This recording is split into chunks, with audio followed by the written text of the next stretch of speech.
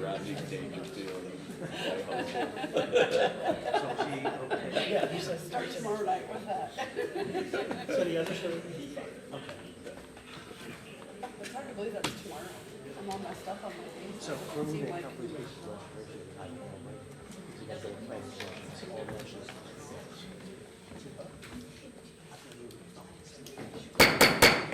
Good evening, everybody.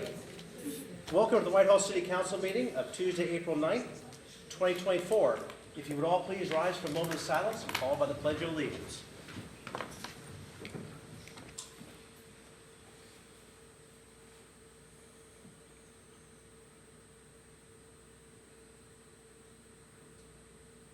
Thank you. I pledge allegiance to the flag of the United States of America and to the republic for which it stands, one nation under God, indivisible, with liberty and justice for all.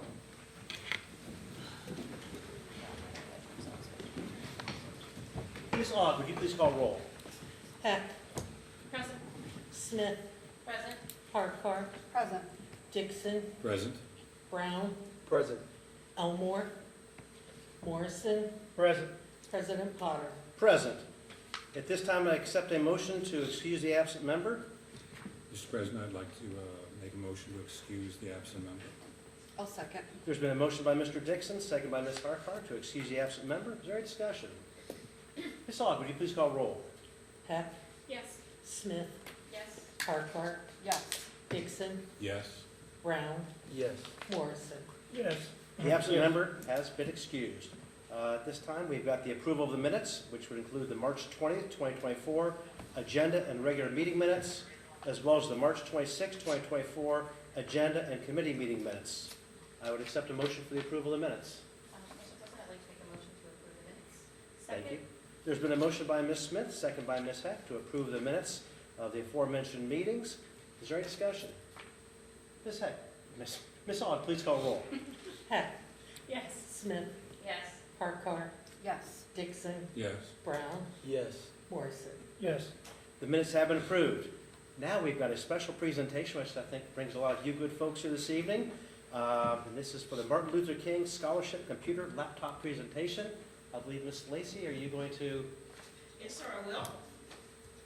Good evening, ladies and gentlemen of council. Most of you know me. My name is Lorena Lacey.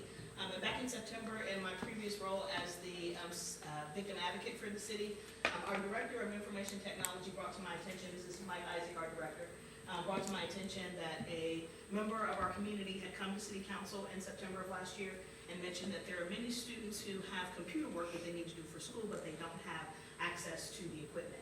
And so Director Isaacs contacted me, asked me if I knew of any needy families. At the time, I didn't. Subsequently, I became a member of the school board and then participated with the Martin Luther King Scholarship Program.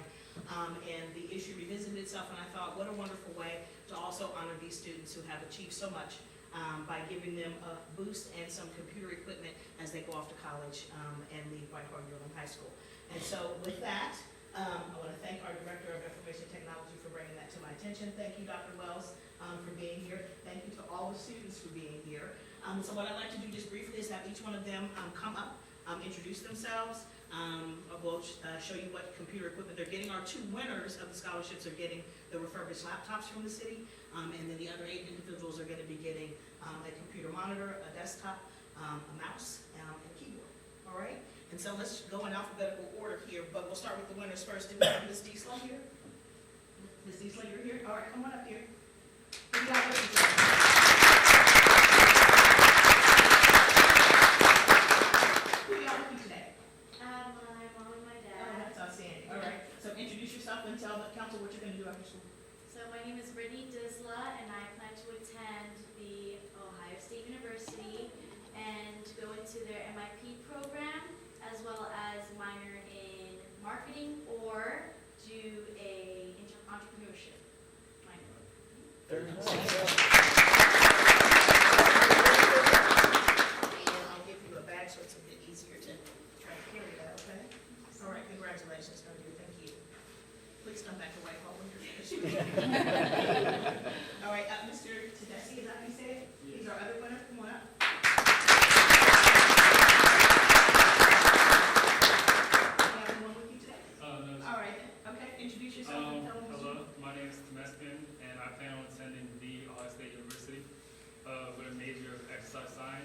to one day become a physical therapist.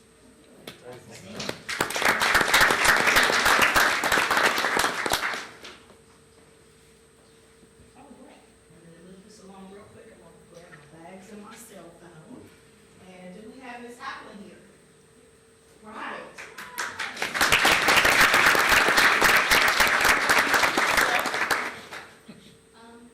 Hello, I'm Georgia Applin, and I plan to go to Columbus State with the scholarship opportunity from the state, and then transfer over to OSU for journalism.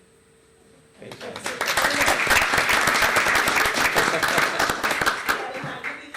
I have my mom. Right, go mom. Alright, so I'll put this in the bag for you. I'm not sure, now, I don't know about carrying that. Okay. But if you want to leave, take this and then leave the monitor there for when you're ready to leave, that's fine. If the other students, you want to do that as well, that's perfect. All right, is it Vidium? Come on up here. Hello, my name is Viniam, and I intend to attend The Ohio State University and major in computer science, and then I'm become a software engineer. Fantastic. Excellent. All right, and then you'll just get your monitor when we're finished, okay? Is Ms. Cabenas Flores here? Ms. Flores? Come on up.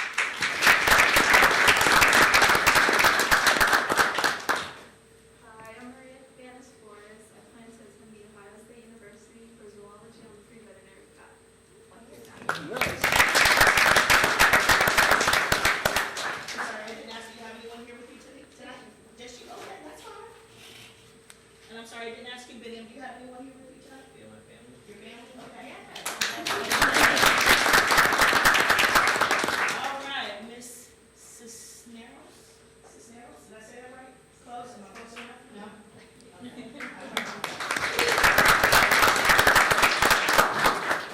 Hello, my name is Eliana Cisneros. I am going to the Ohio State University as well, and I'm going to be majoring in biology and metro.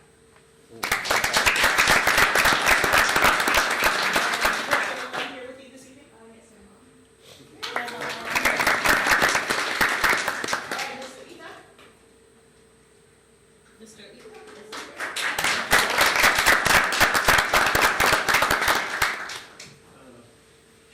I'm ready to go on Ida. I played a major in psychology from either Morehouse or OSU. Do you have anyone here with you this evening? Okay, all right then.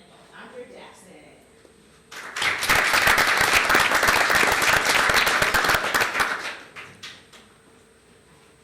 Hey, my name is Andre. Still undecided about where I'm going to go, but I'm planning on going somewhere around here. For free.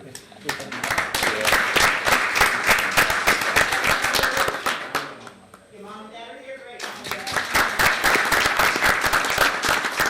All right, next we have Mr. Roro.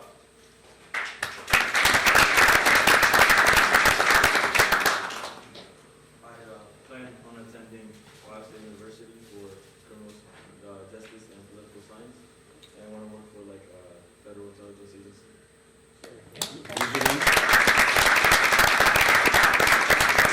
I'm sorry. Would you tell them your full name? Euro Sororo. And do you have anyone here with you this evening? All right. Ms. Wheaton? There she is.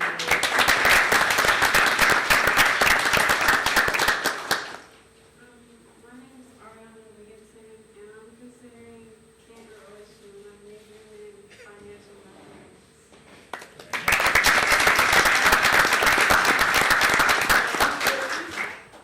Your dad? All right, once again, thank you, members of City Council, for indulging us this evening. Thank you to the wonderful students, and once again, please come back and all. So Lorena, Yes. thank you, and thank all of you for letting us be a part of this process this evening. Very exciting, and congratulations to all of you for your time here.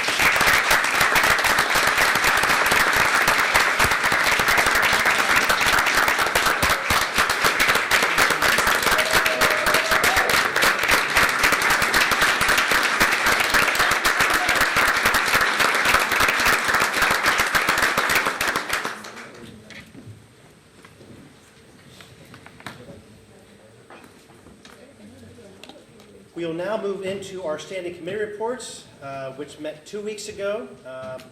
Administration and Financial Management, Chairperson Elmore is not here this evening, so Mr. Morrison, if you'd be so kind. Thank you, Mr. President. Administration Financial Management met 2 weeks ago. Minutes are on file, and we have several pieces of legislation up for consideration this evening, and we will meet again next week. Tonight. I put next week. Yeah, we'll meet again tonight. Thank you. Community and Elder Advocacy, Chairperson Harkar. Yes, thank you, President Potter. We also met 2 weeks ago. We do not have any legislation or anything pending, but our minutes are on file, and we'll be meeting at the end of this meeting. Thank you. Community Standards Enforcement, Chairperson Smith. Thank you, President Potter. We have several pieces of legislation for first reading this evening and several on title only. And our minutes are on file from the meeting 2 weeks ago, and we'll meet again tonight. Thank you. Economic Development, Chairperson Dixon. Thank you, President Potter. Economic Development met 2 weeks ago. Our minutes are on file. We have no legislation on the agenda tonight, and we'll see you here in a little bit. Very good. Infrastructure, Maintenance, and Services, Chairperson Brown. Thank you, President Potter. We also met 2 weeks ago. Our minutes are on file, and we don't have any drafts or pending legislation this evening, and we will be meeting after this meeting. Very good. Public Safety, Chairperson Morrison. Thank you, Mr. President. Public Safety also met 2 weeks ago. We have no drafts or legislation on the agenda tonight, and minutes are on file, and we'll meet again later. Okay. To be determined. Parks and Recreation, Chairperson Heck. Thank you, Mr. President. Parks and Recreation met 2 weeks ago. We have no legislation, on the agenda tonight, and we will meet after this meeting. I just didn't know if you wanted to pause, let anybody and Well, let them know. Okay. Thank you. And Ms. Heck, thank you for mentioning that. If you folks don't want to stay for the meeting, or if you would do, you're more than welcome to stay, but you won't hurt our feelings if you're not. But if you'd like to see city government action, here we are. So, your choice. I'll now move on to... Do you want to give her a moment? Oh, yeah. Yeah, that's... She can grab her. I did have something to say to them. Okay. Yeah, but you can go on, Mr. President, but I did have something to say to them before they left me. Well, please, go ahead, just in Okay. case we... All right. Well, once again, and Lorena, she has such a stage presence, she probably was rushing and forgot, but as you remember, I am the mayor, and when I was city attorney, the Martin Luther King Jr. Scholarship started with myself and Councilwoman Lori Elmore, and it's just been the wildest dream of both myself and Councilwoman Elmore just to see how much this scholarship has grown and just to see all of the young people that are still participating in the scholarship. Superintendent Wells and myself, it's been a collaboration between city administration and the schools, and just to see that you are here tonight, not only are you the wildest dreams of your parents and of your grandparents, you are the wildest dream of Martin Luther King Jr., who could never have imagined but thought about the day that young people like you would not only just come to school, but then to matriculate through high school, but then to be successful and to have all of the testimonies that you're going to have as it relates to going to college. And so I say congratulations again. I was honored to do it. I will do it next year. Tell your friends to enter into the scholarship program. It actually works. And because of the type of community that we have in the city of Whitehall, then all of a sudden fantastic things like computers are added and other people donate money for the scholarship, and it grows and it blossoms every year. But I just say congratulations. Do and fulfill the wildest dreams of your heart. Never let anyone say what you're not capable of doing, because you have a whole community behind you. And let me be the first one to say, anything you need from me, you've got it.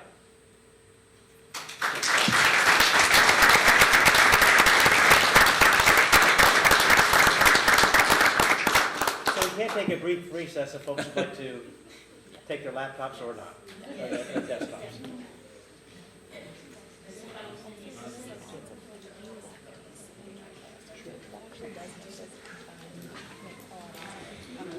All right. Yeah. I think Amy's left you too. I believe so. All right. Michael kind of screws up the volume. Using the term government action.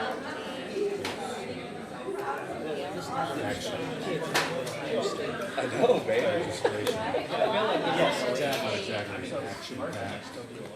You said I feel like. And thank you so much.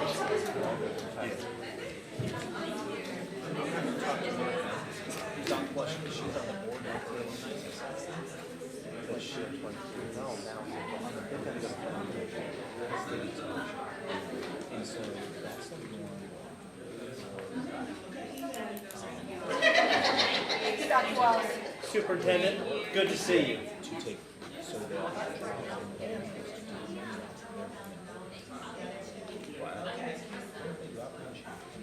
sure they did. Wow. No,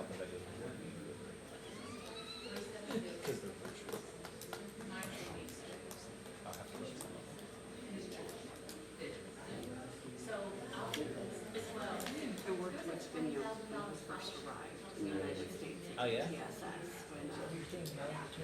So I didn't recognize him at first when he Yeah, came up. I was like, 18, oh, I know that face, but he's grown up a little bit. So that's pretty cool. Yeah, 22, 23.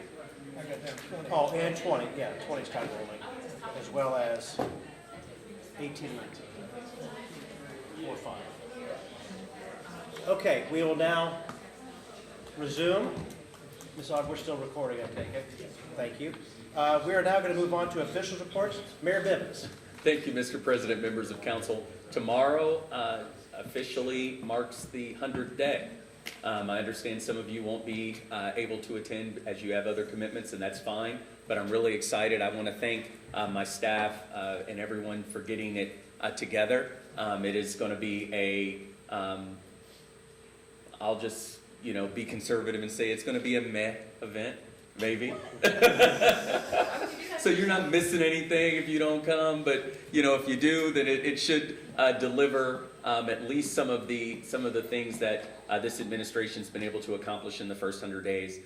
Next, I would like to congratulate Parks and Rec Director Shannon Brady for just a fantastic event yesterday in John Bishop Park at the LaCourte Theater for the Eclipse. And I have to say, I was one of the naysayers of the Eclipse and was thinking, what's all the hype about and what's the big deal? And I can't believe everybody's all hyped up on Eclipse juice and what's going on with that, until I put those glasses on and I actually saw it, and it was pretty darn amazing. I was so excited to be there, especially to enjoy it with about 200 to 500 of some of our closest friends and family in Whitehall that showed up to the park yesterday. It was about, what did you say, Steve?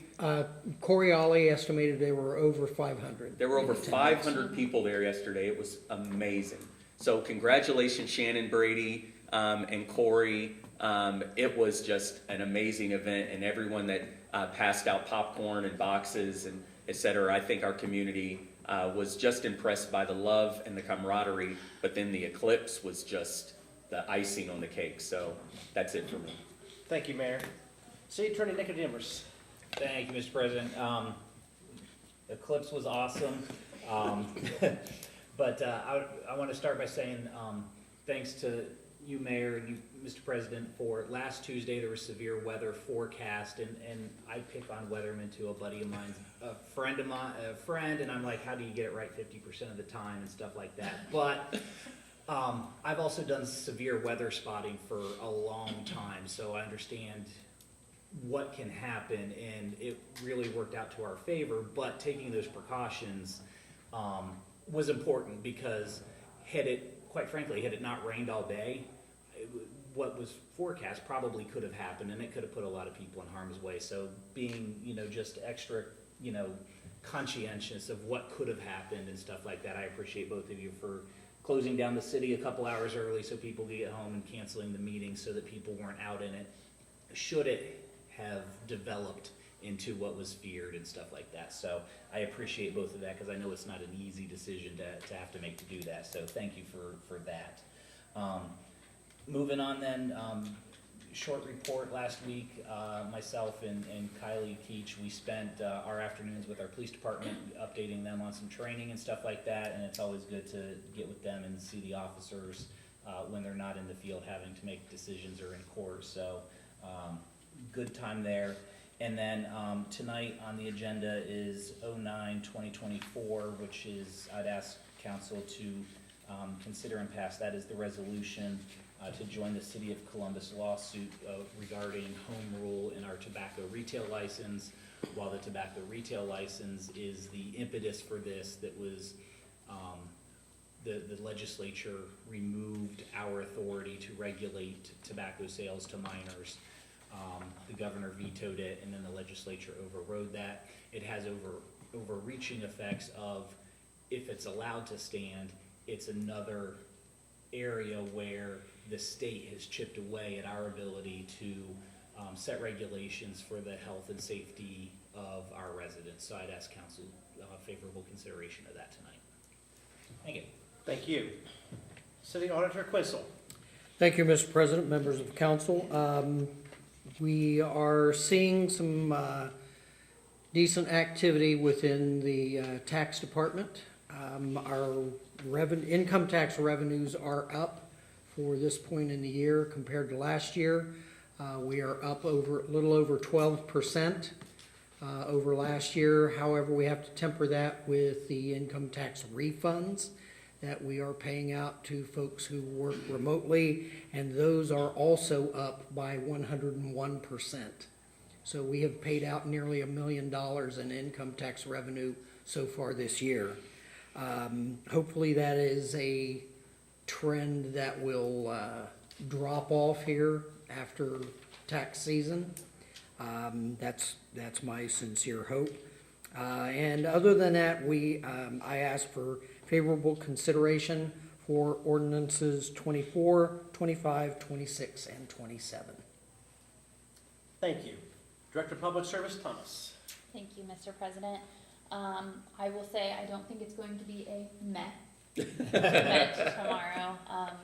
The mayor needs to give himself a little more credit. He's put together a really nice program for tomorrow evening, and I'm excited to have everyone there. It'll be a nice way to reflect on the past 100 days and take a look at what's coming, and a nice way for everyone to get out there and network. So I'm looking forward to everyone being there. Other than that, I'm just asking for favorable consideration on 016, 017, and 021 tonight. Thank you. Director of Public Service, Greg is not with us this evening, nor is our treasurer, Alexander. There have been no official reports filed in the council office since our last meeting, and under communications, petitions, and claims, the same holds true as there have been no communications, petitions, and claims filed in the council office since our last meeting. This now brings us to our first poll public of the evening. I would invite anyone to come forward. Please state your name, sign in, and you'll have up to 3 minutes. Okay, I don't see any movement. Ms. Aug, would you please call roll as to whether each member of council is given a copy of each item of legislation listed on the agenda prior to the meeting, and including any add-on legislation? Heck. Yes. Smith. Yes. Harper. Yes. Dixon. Yes. Brown. Yes. Morrison. Yes. Okay, thank you. Under third reading, we have no legislation. Under second reading, we also have no legislation. Under first reading, we have several tonight. First being ordinance 16, 2024, amending section 351.13 titled Limitation of Parking in Residential Districts of the Parking Generally Code of the City of Whitehall and declaring an emergency. Mr. President, I'd like to introduce ordinance 16, 2024, and move for the suspension of all rules. I'd like to second. There's been a motion by Ms. Smith, seconded by Mr. Brown to introduce ordinance 16, 2024, and for the suspension of all rules. Is there any discussion? Ms. Aug, please call roll. Heck. Yes. Smith. Yes. Harper. Yes. Dixon. Yes. Brown. Yes. Morrison. Yes. Rules have been suspended. Move to adopt. Second. Motion to adopt by Ms. Smith, seconded by Mr. Brown. Any discussion? Ms. Aug, please call roll. Heck. Yes. Smith. Yes. Harper. Yes. Dixon. Yes. Brown. Yes. Morrison. Yes. Ordinance 16, 2024 has been adopted. Ordinance 17, 2024, amending section 351.14 titled Parking of Trailers and Semi-Trailers of the Parking General Code of the City of Whitehall, Ohio, and declaring an emergency. Mr. President, I'd like to introduce ordinance 17, 2024, and move for the suspension of all rules. Second. There's been a motion by Ms. Smith, second by Mr. Morrison, to introduce ordinance 17, 2024, and for suspension of all rules. Is there any discussion? Ms. Aug, please call roll. Heck, Yes. Smith, Yes. Harkart, Yes. Dixon, Yes. Brown, Yes. Morrison. Yes. The rules have been suspended. Move to adopt? Second. Motion by Ms. Smith, second by Mr. Morrison for the adoption. Any discussion? Ms. Aug, please call roll. Heck, Yes. Smith, Yes. Harkart, Yes. Dixon, Yes. Brown, Yes. Morrison. Yes. Ordinance 17, 2024 has been adopted. Ordinance 18, 2024 will be read by title only this evening, amending section 903.31 titled Parking Prohibited on Front Landscape Areas of Streets and Public Services Code of the City of Whitehall and declaring an emergency.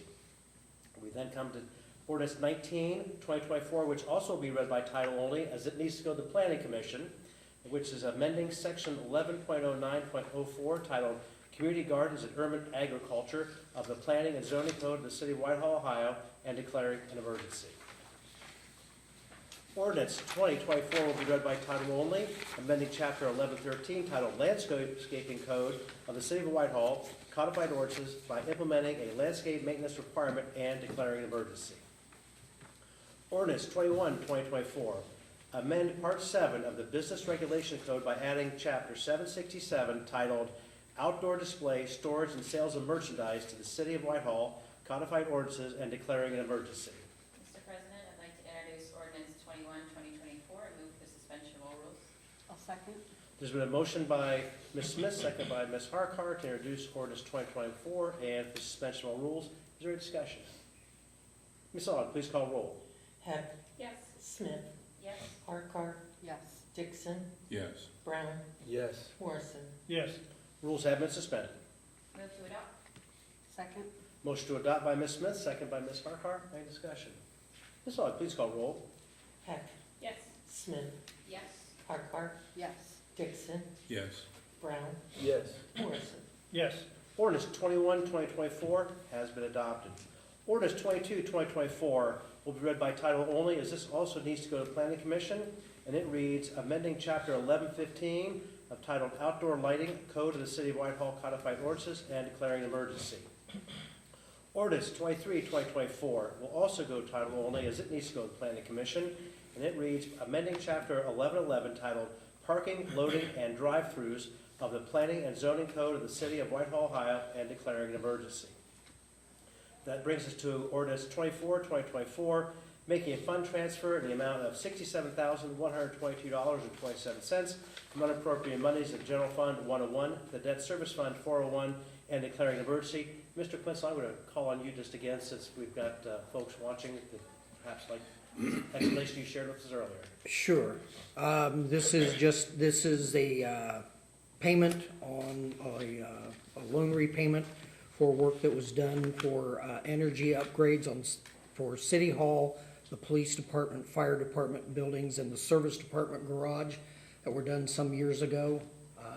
And we just need to encumber the monies, and the bill is due at the end of April.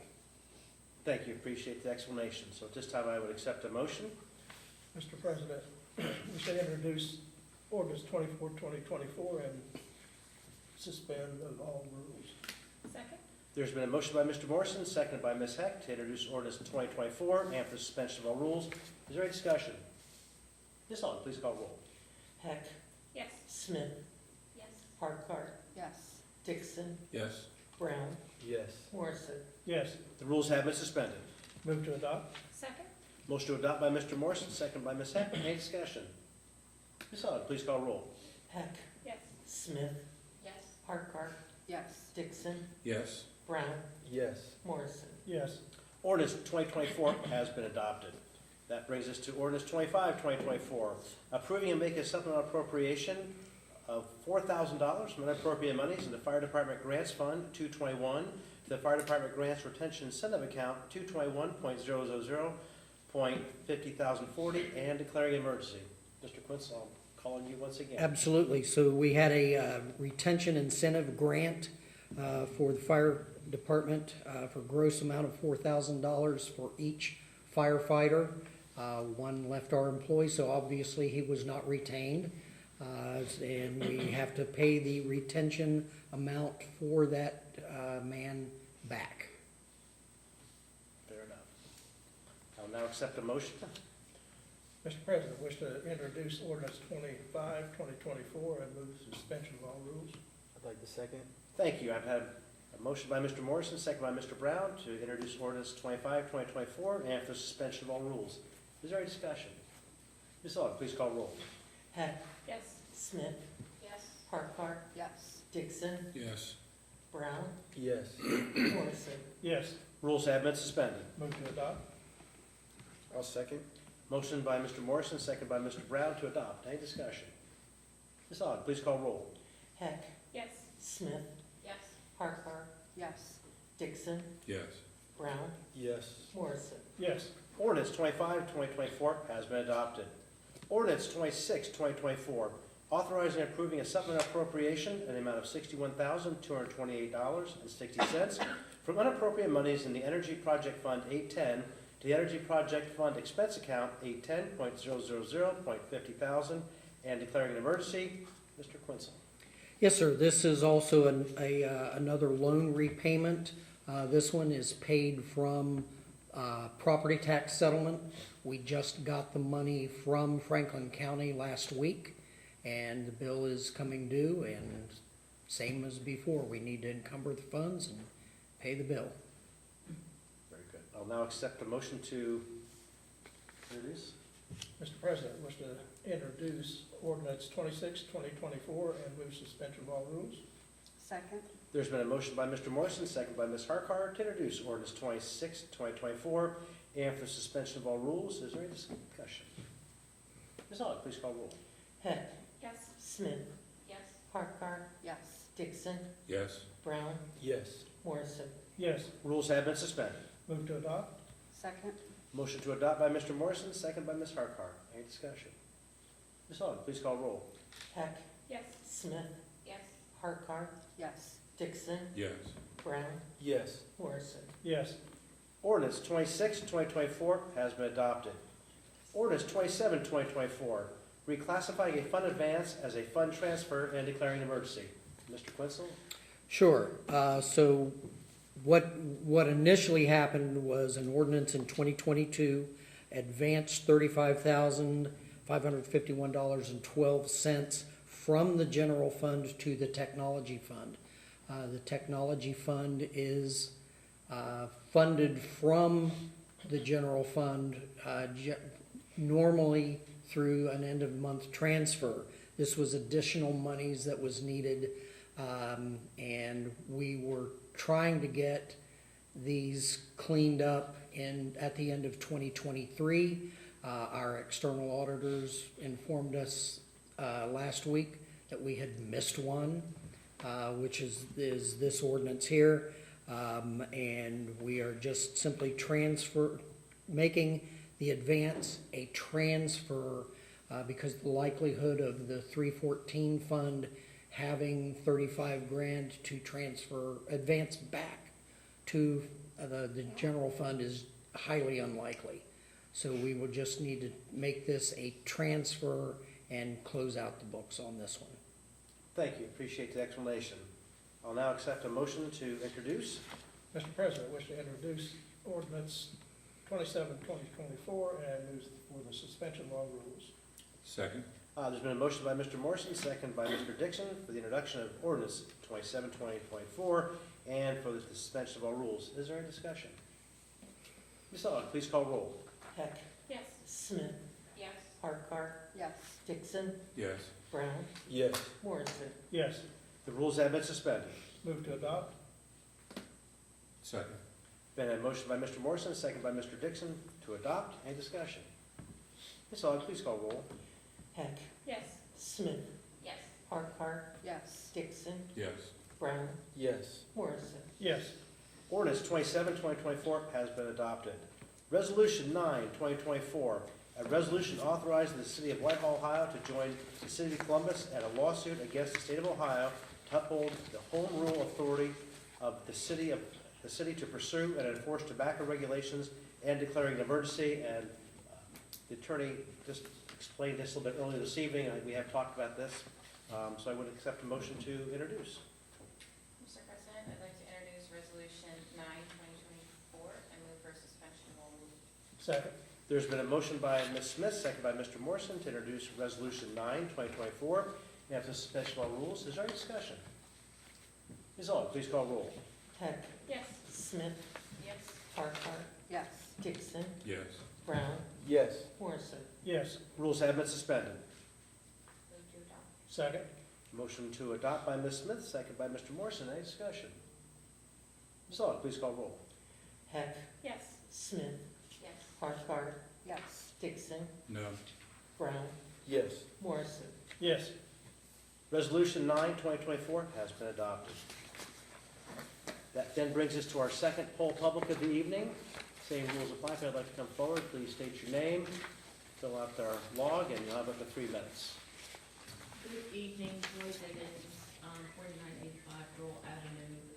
I had promised the students I was going to do this, and I know that you all have beauty viewing audience. I just want to make mention, just really quick, that there is a $20,000 scholarship for high school students in Franklin County. They will distribute 5 scholarships. I believe it's $5,000 over 4 years for students attending college and technical school. And it is a humankind scholarship, so they must be nominated. So I would implore those who are watching and those of you who all have young people in your universe and sphere of influence to please go to the Columbus Foundation, look for the Humankind Scholarship, and have them apply. Again, I wanted to make sure that I mentioned it on the record because I know you all have viewing folks and there's parents who are not connected intimately with the school district so that they could go to that. Thank you. Thank you. That's good information. Do we have anybody else this evening? I will move on to Community Day Board. Okay, I'll go first. Come on, Joanna. April 27th is the hockey, I forget exactly what it's called, like Get Out and Play, where you can go over and learn street hockey. They're holding 2 clinics, one at 12, and, well, 2 clinics between 12 and 1:15. You can enroll, you do need to sign up ahead of time. You get a stick and a shirt. It's really fun. I've had my son go, I'll probably have him go again. He really enjoys it. So sign up on the website. Thank you. I was going to share that the Whitehall YMCA has their Healthy Kids Day on April 20th from 10 a.m. to 1 p.m. Thank you. Okay, hearing nothing further, I'll then move to poll council. And Ms. Heck, you are first up. Okay. Thank you, everybody that is watching from home and everybody that stayed for the rest of the meeting. Thank you, Joy, for mentioning the scholarship. I think it's super important that we get all the resources we can to our youth so they can have the brightest future that they deserve and possible. And congratulations to the winners, though they're not here anymore. Maybe they're watching from home. Or not. Yeah, I really appreciate the presentation. I was at the Martin Luther King Scholarship Breakfast. It's always a wonderful turnout. Thank you, Mayor Bivens and Lord, who's not here, and everybody else behind the scenes that makes that happen. That's really all I have, so. Okay. Ms. Smith. Thank you, President Potter. Thank you to those here. Congratulations to the students that were here earlier, and thank you for those watching at home. I wanted to touch on something you said, Mr. Bivens. You are their wildest dream. That really hit me today, especially when I have a hard day with students. You know, I don't know where they came from or where they're going. Maybe this is a best day for them, and that was really cool to hear. Congrats to those students. As somebody who majored in a program where having a reliable computer was vital, I know how big of a deal that was, and it was a lot for my family to spend money on getting a computer that I needed for architecture. So I love that we can use city resources in a great way. So that was really cool to see. That's all I have. Thank you. Ms. Harkar. Yes. Yes, again, I would congratulate all the students. It was a wonderful breakfast. I will look forward to that again, and it's really cool. I got to see one of the students that we had worked with at ETSS. I didn't quite recognize him because now he looks like a grown man, but when he came up, I was like, oh, I know that face. So that was really cool. For April, I just want to mention a couple of things that are going on this month. So April is Sexual Assault Awareness Month. It is also Celebrate Diversity Month. Our Muslim neighbors will be wrapping up the Ramadan season, so I want to wish them an Eid Mubarak as they're celebrating. There also will be the Water Festival, which is Thai and Buddhist New Year on the 13th through the 15th, and the Nepali New Year will be on April 14th. So that's all I have. Thank you. Busy month. Yes, there's always fun holidays and celebrations, so. Thank you. Mr. Dixon. Thank you, Mr. President. I'd like to thank everyone for joining us here in Chambers, and of course all those watching from home. I want to congratulate all the kids who were part of the scholarship computer laptop presentation. It's really great to see folks excelling in education. That's my particular area of interest, and so it is very heartening to see. And I'm going to perhaps mangle a name, but I tried to write them all down, and I think their names deserve repeating. Some of them were soft-spoken, some of them only gave a first name, so I'm going to do my best. Brittany Disla, Tan Eslin, Georgia Applin, Biniam, Maria Banas Flores, Ms. Cineros, Mr. Ita, Andre, Euros, and Ms. Williamson. That's the best I was able to come up with, and I hope I didn't mangle them. Congratulations to all of them, and how sweet and wonderful to see their families in here with them, helping them celebrate that. Thank you to Ms. Lacey for her comments. What a tornado of personality and talent, and I'd love to listen to her speak. Her command of a space. Mr. Isaac, nice to meet you. We spoke the other day, and I appreciate the call, but I've never had to officially say hello to you. Ms. Bivens, thank you for your comments there about the Humankind Scholarship, and that's all I have. Thank you very much. Thank you. Mr. Brown. Yes, thank you, President Potter. Thank you to everyone here today. Thank you for everyone who's watching as well. First, I'd like to congratulate, again, like everyone else did, all the scholarship winners. As someone who relied heavily on scholarships and grants to make it through college, I know how big of a deal these scholarships can be. So congratulations again. Thank you to everyone who, Mayor Bivens and Councilwoman Elmore and everyone else who makes that scholarship possible, people who donated and contribute in other ways. So I'm excited to see some Whitehall talent going to my two alma maters, Columbus State and Ohio State. I'd also like to thank everyone who was a part of the Eclipse event yesterday. It was an incredible event. It was amazing to see the community coming together, celebrating and, just having a good time. I'd also like to thank Ethiopian Tawahedo Social Services. Good job. Thank you. And Councilwoman Harkar. They allowed me to come in and learn more about the social services and all the programs and things that they offer to not only our community but to the greater Central Ohio region. So thank you all for that. And then my last one is I'd like to thank Edna Road Elementary and my student ambassador Ezra for hosting me for the career day. It was a great experience. So thank you. That's it. Thank you. Mr. Morrison. Thank you, Mr. President. I would also like to thank those watching and those who attended, and congratulations to all the students. They've really worked hard, and it's really great that the city could provide the opportunities. And thank you, Joy, for your presentation. It was very good. And I did not attend the Eclipse, but my wife and my grandson did, and they said it was very, very well done, and she really enjoyed herself. That's all I have. Bit of a broken record, but I too would like to recognize the young adults who are here this evening. They recipients of the computers, the desktops and the laptops. It was great to be a part of that, and again, Lorena, thank you for including us in that, because that was hopefully just as much of a thrill for us as it was for them. But what I found really touching was all their future aspirations, what they're going to be doing, and their higher level of education. I think that's just terrific, and I think they're going to make just very solid citizens as they go out into the workforce after their college is done. So thank you again. Joy, thank you for the scholarship information, obviously very, very good information.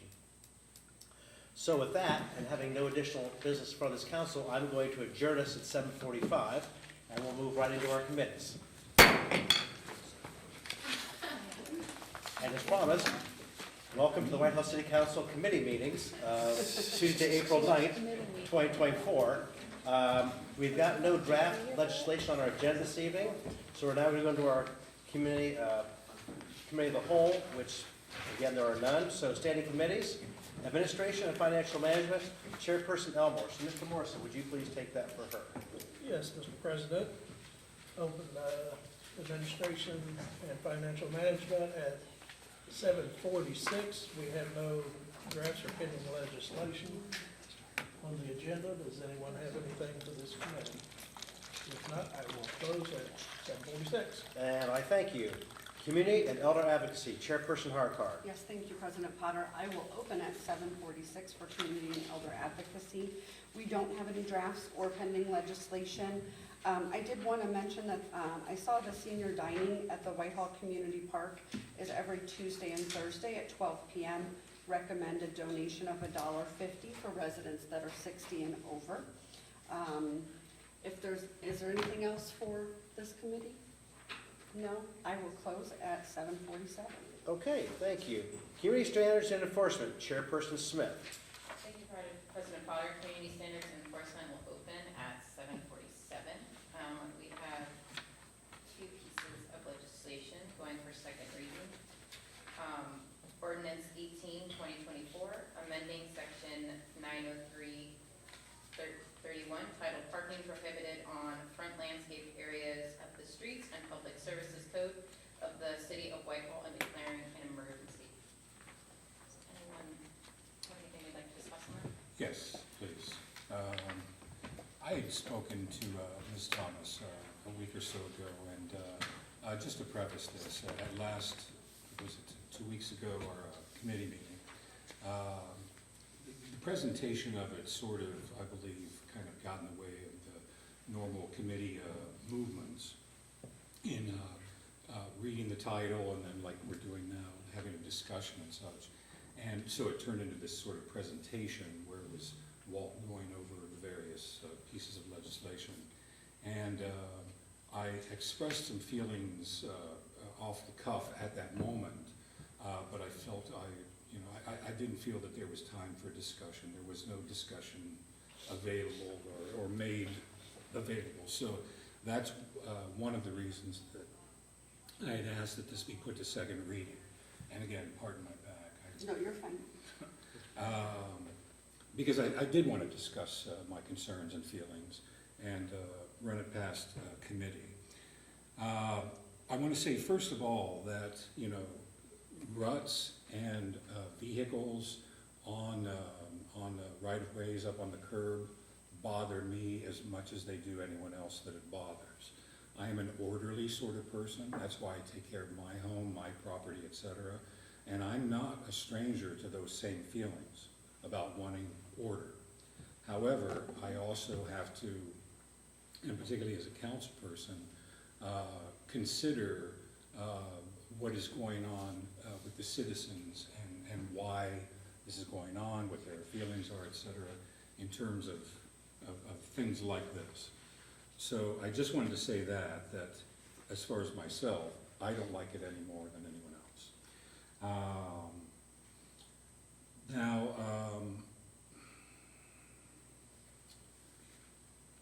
I have some thoughts here that I want to go over, but I did want to turn it over to the mayor, who I had asked, because one of the problems with the vehicles on the curbs, and I had sent everyone an email last week after I had spoken to Deputy Chief Sharpless about the issue, and he had sent me some statistics on this issue.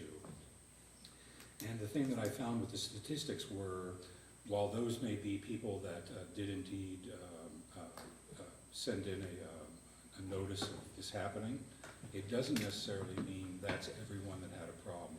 Sometimes it's a mirror that's been sideswiped, as happened to me on Collingwood while visiting a constituent. I didn't put in an insurance claim or anything, but so sometimes it's reported, I think sometimes it's not. And unless someone can come up with other compelling reasons why they feel that people park on the curbs, I'm going with that one. Also in particular because people have spoken to me about it angrily about this problem. So I did want to say that, and I had asked the mayor, because they want us to pass this legislation which gets people off the curb, but if they are indeed going on the curb because of reckless driving, speeding, distracted driving, etc., I think it's important, and we owe it to those citizens to at least try to ameliorate the problem before we start citing them for this other issue, which we don't care for.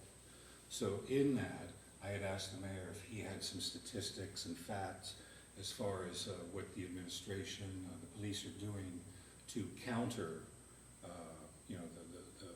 the reasons for the parking on the curb. So I would hand it over to the mayor for any information. Well, to council and members of the committee, I did receive an email from Councilmember Dixon, and the email, to my recollection, went off of the presumption that people were parking potentially on the curb to avoid reckless and distracted driving. And so that's where my inquiry went to Deputy Chief Sharpless as it relates to some of the statistics that Mr. Dixon just mentioned. I believe he had a lengthy conversation with Deputy Chief Sharpless about that and was provided with some statistics, and I have those to share with you as well. But nevertheless, when you, Mr. Dixon, or any other council member starts with a presumption of what citizens are saying, as the administration, I just respectfully ask, if you have that data, then please provide it, because it helps the administration do our job more than just going off of a feeling or going off of an observation or going off of what someone may or may not have told you. So if you actually have that data, that will support the next phase of what we could potentially do, especially when the follow-up question is, what is the administration doing to curb something that may or may not be there? Because I can't chase fiction, I can only chase what is actually there, that's data that we can actually support. So let me start there just as an opening, and then follow it up with some of the statistics that we saw as it relates to distracted and reckless driving. As a city, I was provided with information below are the numbers of accidents involving vehicles parked along the curb. So in 2019, there were 0 accidents of vehicles parked along the curb, that a vehicle that is parked along the curb and there was an accident. In 2020, there were 2. In 2021, there were 2. In 2022, there were 4. In 2023, there were 1. So any vehicle that was parked along the curb, there was only 1 in the city of Whitehall that there was an actual reported accident of that, pursuant to the crime analytics and crime data that was submitted to me by the Whitehall Police Department. Now, that being said, there were complaints of people parking on the curb in that same period. In 2019, there were 19 complaints. In 2020, there were 10, 2021, 9, 2022, 5, and in 2023, there were 4 complaints from citizens saying that cars are parked on the curb, illegally. So what you receive, council, from code enforcement is just a assistance to our code enforcement to actually enforce vehicles parked on the curb. Now, for whatever reason there is for why they are doing that is unknown to why they're doing it. They could have a number of reasons. In fact, having practiced criminal defense, there are a number of reasons why people break the law, and they have it in their own mind, but you just don't know until they're actually held accountable for that. That being said, the way that our law enforcement enforces speeding and enforces traffic violations, it's an interesting science behind it, because technically a person can be speeding and breaking the law, but law enforcement is focused on crashes and things that are going to cause harm and things that are going to cause things to public safety, because a person that can be speeding may or may not necessarily, while they're speeding and they're going fast and it might be offensive to you, they may not have ever harmed anyone. The moment they get into an accident, the moment they cause damage to themselves or to others, that's what our police are focused on. So the reason why I bring that up is because the way that they actually police, they police based upon crash sites and the highest level of crash sites, because if they can pinpoint where the crash sites are, where the actual accidents are occurring, and they police those areas in a stronger way, then they can technically curb and decrease the number of accidents in that area. That being, and I'm certain you probably know it without me even saying it, the highest rate of accidents in the city of Whitehall are the corners of Main and Hamilton and Broad and Hamilton. And so our police force monitors that within a half a mile to mile of that intersection in a lot of force. And there's been at least a 30% reduction of accidents as it relates to those corners in the past 2 to 3 years. So that's how at least the administration or the police, Whitehall Police Department, intends to enforce that. Now, I was able to have our Director of Public Service look into whether or not the city is in the past, because I remember when I was city attorney, there was discussions about, potentially putting speed bumps along, Robinwood, and some of you are nodding because you probably remember that. And we were looking at the cost back then, and I think it was just a few years ago, and at least on one straightaway on Robinwood, or was it Collingwood? Maplewood, which is 1.25 miles. Right. There would take 10 bumps because of the length of road, and that's approximately $4,500, at least it was estimated a few years ago for that. So you're looking at about 10 speed bumps just on Maplewood, which would cost the city about $45,000 just on one street. So if we're looking at just the woods in particular, do that times at least 5, just to do speed bumps along that to dampen speeding. And certainly, that's an appropriation issue that, obviously is within, council's prerogative once we get to budget season and we start talking about that again. But that being said, I don't know how speed bumps, and we would have to do a traffic study just to see if that actually curbs speeding. It may or may not. It might cause damage to the cars that are speeding more than actually curbing it.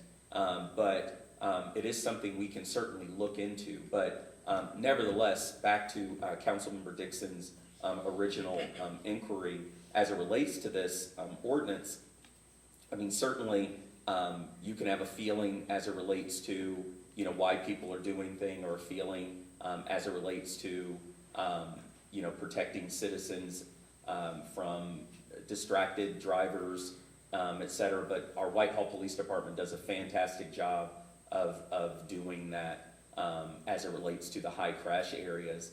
And certainly I would hope that council would give our code enforcement all the tools necessary so that people are just not using their own discretion to park on the curb just because they feel like it. Well, in my email, I had asked for some information on speeding, ticketing, vehicle accidents, et cetera.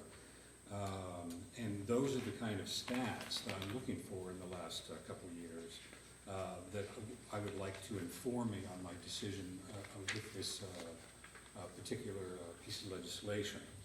Well, I can, if you don't mind, do you mind? Please go ahead. Sure. There were 803 speeding tickets in the last 3 months throughout the city. But that's just speeding. We issued 1,021 speeding tickets in 2023, but that's throughout the city. That's not in any particular area.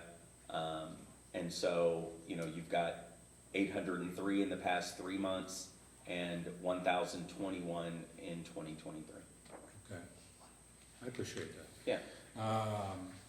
Well, and that's the sort of thing that I can appreciate and helps inform my decision-making process about this. Because, well, again, I've stated what I've stated, but, the thing about what the citizens talked with me about, and I had a meeting with the mayor a couple months ago, and we discussed issues that are important to people in Ward 1, and from that, one of them was, quality of life issues, but speeding, running stop signs, et cetera. So not only is this, this parking on the curb thing an issue, but the things behind it are also issues too. And so that's why I ask. I think it's important to find this out. And the numbers sound great. What's going on with, it's tickets, you're saying, speeding tickets? Speeding tickets. Speeding tickets. So that's terrific. So I appreciate that information. Unfortunately, when I speak with citizens, I don't feel that I can grab information like stats and stuff and name and address and you had 2 incidences and you had 1 and such and pass that on. All I can do is listen to their stories and then pass those stories on to council. And like I said, if anyone has another compelling reason why they think people are up on the curbs, I'll listen intently. But for now, why would people go up on the curbs? And they never used to. So that's just how it is that I see it. But I did want to move to another piece of this that's important. And just for future interest, there was a person on Facebook, because I asked the citizens for some thoughts on this piece of legislation, how they felt about it. And there was one person in particular, and she gave me permission to read a little excerpt of what she said. But this is a larger sort of conversation I would like to have with the mayor and maybe council as well. The lady's name is Vanessa Troop, and she wrote, from the comments here, there are obviously many layers to the problem. I agree with you and others that parking on curbs and grass leads to messy, muddy ruts that are not aesthetically pleasing or safe. At the same time, I think this proposed legislation only deals with the consequences of unfixed underlying problems while discounting those causes. Moreover, it unfairly targets people who are trying to protect themselves and their property from said underlying causes. Before aesthetics, residential streets must first and foremostly be safe and comfortable for all users, et cetera, et cetera. And one of the things, and there were a couple really important, smart comments about our streets, and the mayor talks about speed bumps and such.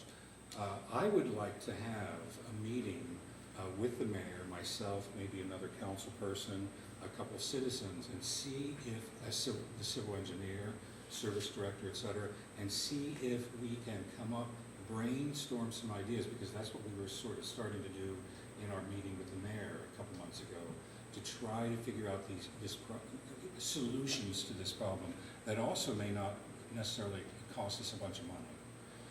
I think we can do it. I think there are creative ways to deal with this issue, because you've got those long stretches, and that's why people take Maplewood, Collingwood, and Robinwood, broad domain. There's no curves, there's nothing, and they use it as a drag strip. All the folks in Ward 1 will tell you that, and some people are so sick and tired of it that they say, I want to move out of Whitehall. That's a negative thing to hear, but if that's the case and that's what they're saying, that's a shame. And we as folks in government representing them, I'm hoping that we can come up with some concrete ideas to help that problem out. Just a quick comment, in case not to put you on the spot, but I'm going to put you on the spot. Do you know and I don't know if it's been studied or there's any empirical data, but, and forgive me for what streaks I go down it all the time, but it's got the traffic calming islands. We've got 2 of those. Mm-hmm. Do we know if that's had any impact? I would have to go and check with I our know that's a engineers. tough, I don't Yeah, expect like- an answer right now, but I know those were put in to help calm things. I don't know if Mhm. those were having a positive impact or not. I will say that they get trampled quite a bit still, but yes, I mean, I'd have to look into it and see if that's Okay, been any. and sort and of again, you may not be able to impact. find We'd have any to meet empirical data on that, but I was just, because we put with 2 of those on PD. that street, as I recall. Yeah, we'd have to get with PD to see if it's changed any. Okay.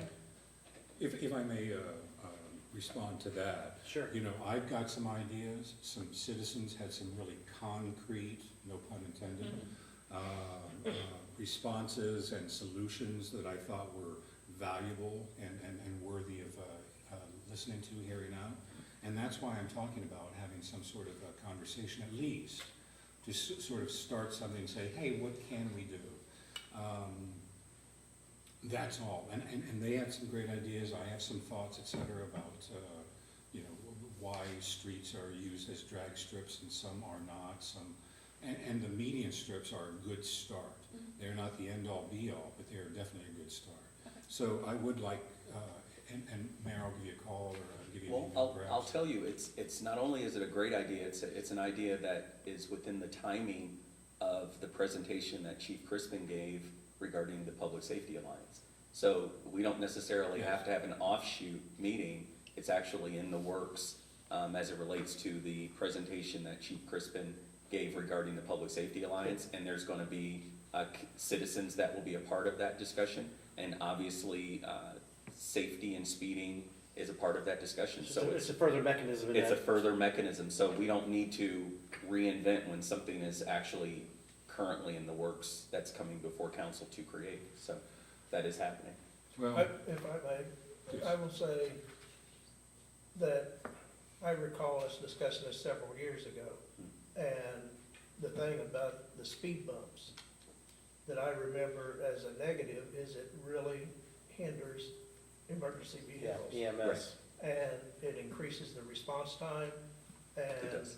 from looks of this chart, or the response here from the police department, incidences went down every year. And I believe that legislation of this nature is what helps keep it down. And I'm against the speed bumps, and that's me, but because of the safety feature that it adds. Yeah, it A does. problem good with the point. safety vehicles. It does do that, and I remember that too. And if you're talking 5 or 6 on that one stretch, you're adding several minutes to a response time from Main to Broad Street, and that could be life or death. Or beating up our equipment. Exactly. That's true. Well, I'm no fan of speed bumps either, Yeah. but let me just say that. But with all due respect to the mayor, I believe that this conversation is about, it is indeed safety as far as the speeding and the reckless driving, but it's also about putting together a plan in order to, in its quality of life, not more than safety, but quality of life as well, in you know, trying to do something about this issue which plagues not just the woods, but other parts of Whitehall. So even if I don't meet with yourself and others, because I wanted to meet with the fire department, someone from the fire, the police, the mayor, civil engineering, service department, a couple citizens, a couple council persons, and discuss the traffic problem. I mean, I can have a meeting as a Ward 1 representative with citizens of Ward 1 and see if we can come up with something and maybe bring it to you as a presentation. Sure. If you're, you know, if you don't want to meet with, in Well, regard to no, this. it's not wanting to, I'm asking respectfully that we fold it into what was presented by the chief. Because I think it falls nicely into that initiative. It falls right into that initiative, and it actually could help bring those citizens to the table for the Public Safety Alliance that is actually in the works. I mean, I'm not discounting what you're saying, I'm actually encouraging you to bring that to that. That would be, I think that I have would be a more of a great voice addition. in that. It would be a great addition. And I understand that point, it's just that I don't want the quality of life portion of it to get lost in conversations Sure. merely about safety. then remember That's that my and, concern. and use it once we convene those meetings, and certainly that will be considered. Sorry. Oh, did you have something else, Mr. Dixon? No. I just have a couple of things. I know the previous administration, they did some traffic calming studies. They studied speed bumps, they studied those islands, they studied roundabouts, they did multiple studies. And it was my understanding that those, are we called islands? The 2 islands were a starting point. I know the city's finances have changed, but I don't want that to get lost, that there were all those studies done. Maybe those could be shared with you to see what's been done before you try to reinvent the wheel. Because they studied, I think, probably every traffic calming measure under the sun. And cost was a portion of it, reasonable timeline, things like that. All the pros and cons were weighed out. So maybe the islands, if they're working, we continue them, or maybe if we find they're not working, we revisit it. The other thing is, I knew I was gonna lose it, and I did. It's been a long day.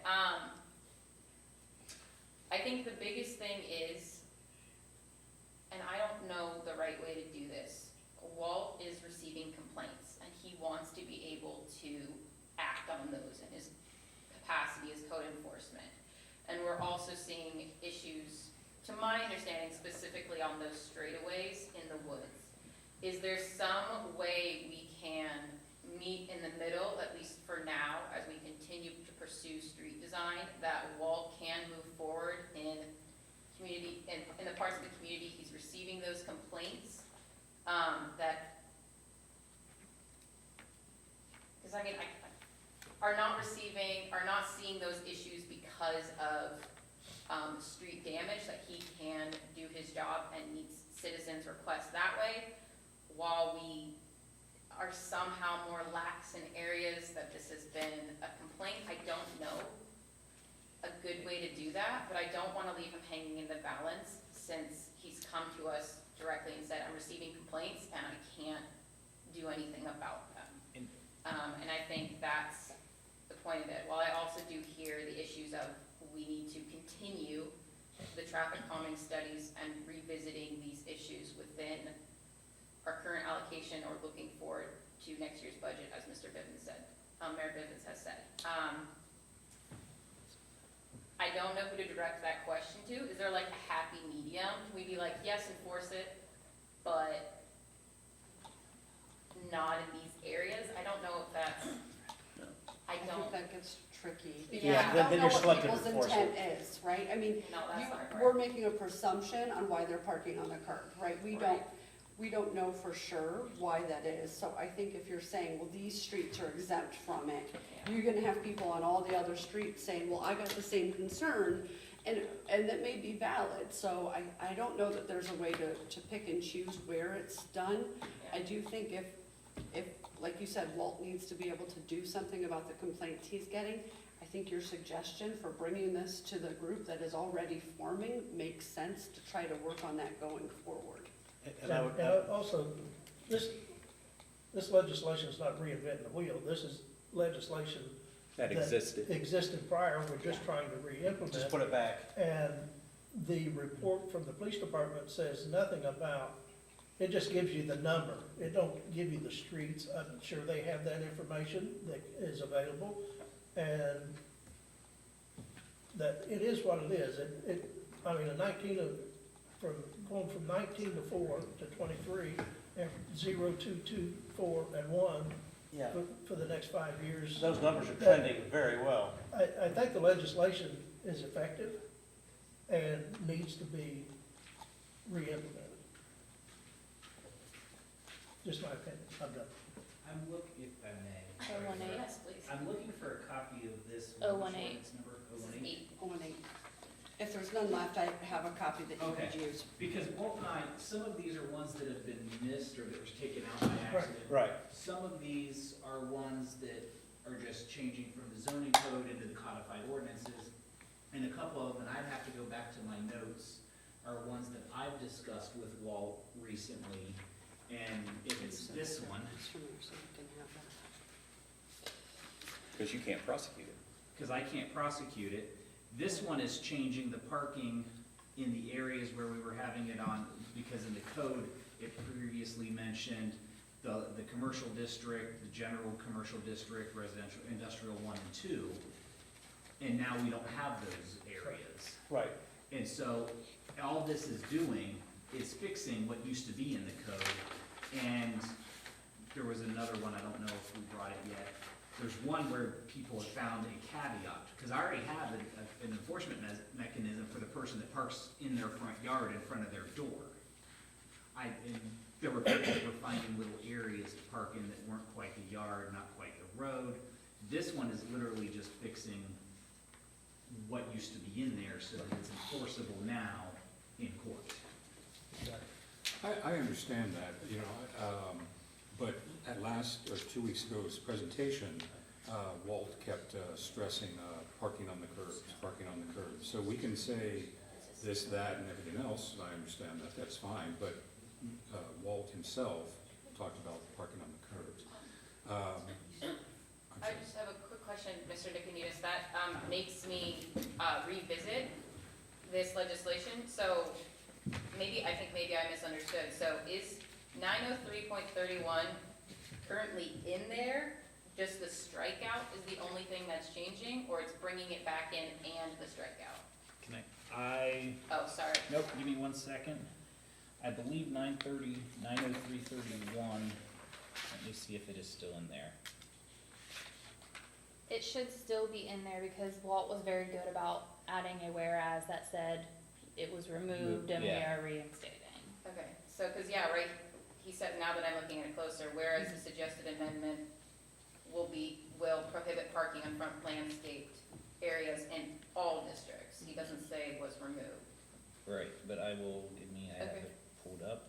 That's important clarification, so we're not bringing in or back where we don't have those districts anymore. I mean, I think it's great it's spurred this discussion, but that made me rethink it.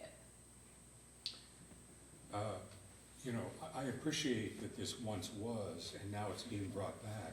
If Mr. Sorrell had not mentioned parking on the curbs, I probably would have thought nothing of it. But it's been my experience, what I've said about the parking on the curb, that gave me pause. And of course, you know, he said that he wants to bring them off the curb and be able to, you know, bring it back, cite people if there's an issue on the curbs and stuff. That is why I brought it up.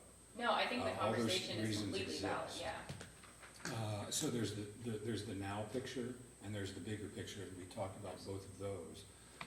And that's it. It's for me, it's satisfying my need to help the citizens out first, and then if the administration it's working with the people and it all works out for the best, then I'm all for it.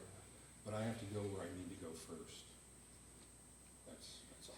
This is currently in there, the only change is the strikeout provision. Right. So, this code section, as I'm looking at it, I'm not even sure is the one we use for residential parking on the front lawns. Because this one is limited, or was limited to the general commercial district, industrial 1, industrial 2 districts and stuff like that. Right. It's not even my residential enforcement So, provision. and you know, for example, at Great Eastern, a lot of times semis will park up there, and they were able to take care of it, now they can stay there indefinitely. That's right, but it is what he talked about. No, I understand. So by making it all districts inadvertently, it's It gives me creating the restriction in the residential areas. There is already a restriction in the residential areas. This just encompasses all of them in one code.